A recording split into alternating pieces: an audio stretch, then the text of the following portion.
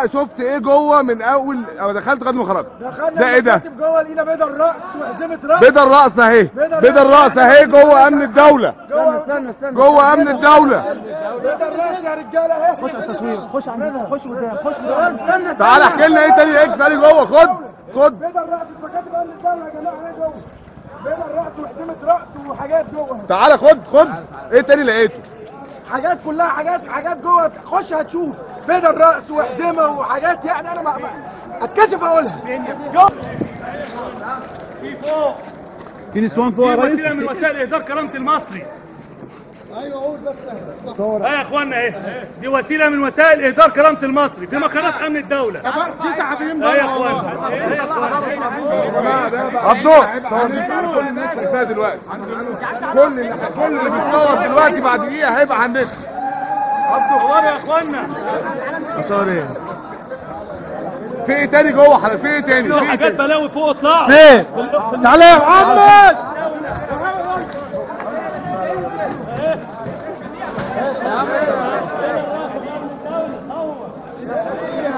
صوروا يا اخوانا اللي كانوا بيعملوه فينا. صوروا يا اخوانا. خليك في النور اهي. مش حافظين عليها يا ريس، مش حافظين.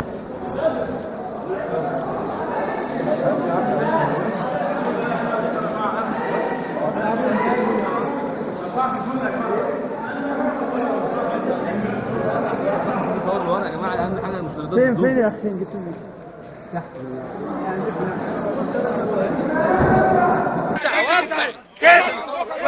هو وفضلوا كهربوا فيا بالجهاز ده. يفضل كده ساعتين او ثلاثه كده اهو بنفس النظام. ده دي حسبنا الله ونعم الوكيل. حسبنا الله ونعم الوكيل. حسبنا الله ونعم الوكيل. خليك تصور. ساعات كده يا اخوانا.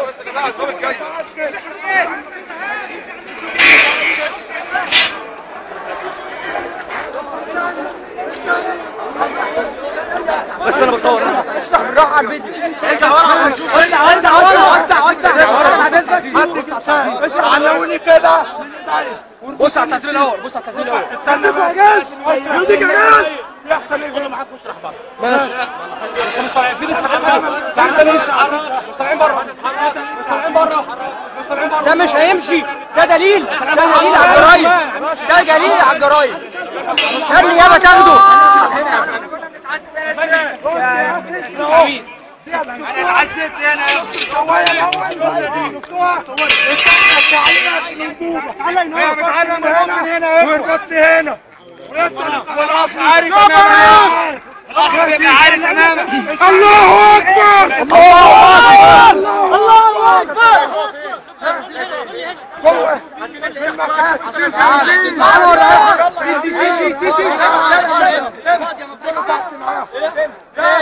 هو ده بتاع التعليم. منين يا عم؟ منين؟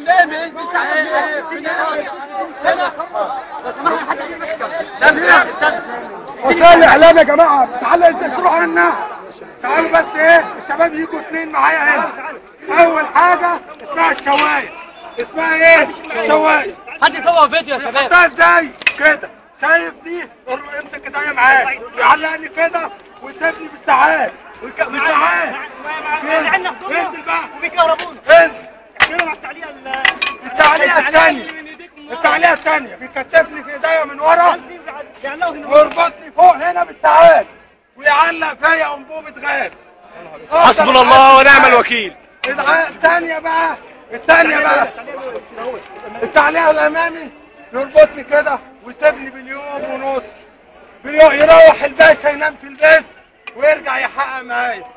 الحاجه الثانيه بيعلقني من رجل يعلق رجلي واحده يوم، واليوم الثاني يقلبني في الثانيه دي. وفي آلات ثانيه تعذيب اسمها العروسه بنصلب عليها كده.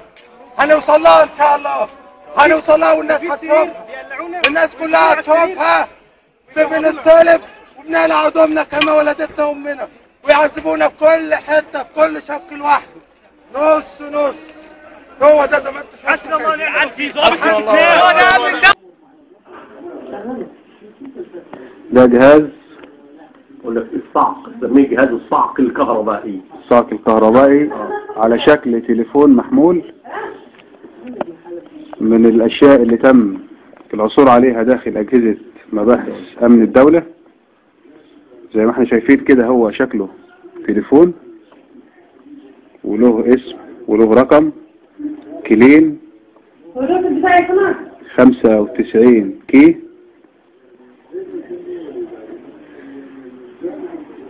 هنا مفيش مفاتيح نهائي، مجرد صورة، وهنا صورة للشاشة. يستخدم للصعق الكهربائي بالطريقة دي.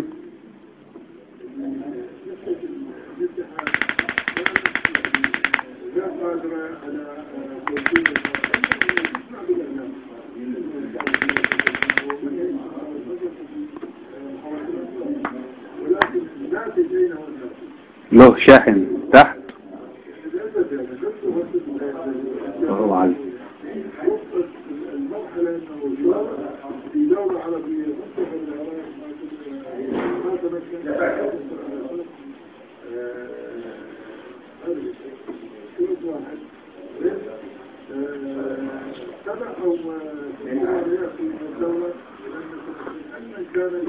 بيطلع كهرباء لها فولت عالي جدا، لدرجة ان وضع الجسم على الفردين دول بعد انتهاء الصعق يؤدي الى كهرباء الشخص نفسه بعد الصعق ما ينتهي كمان بالشكل ده.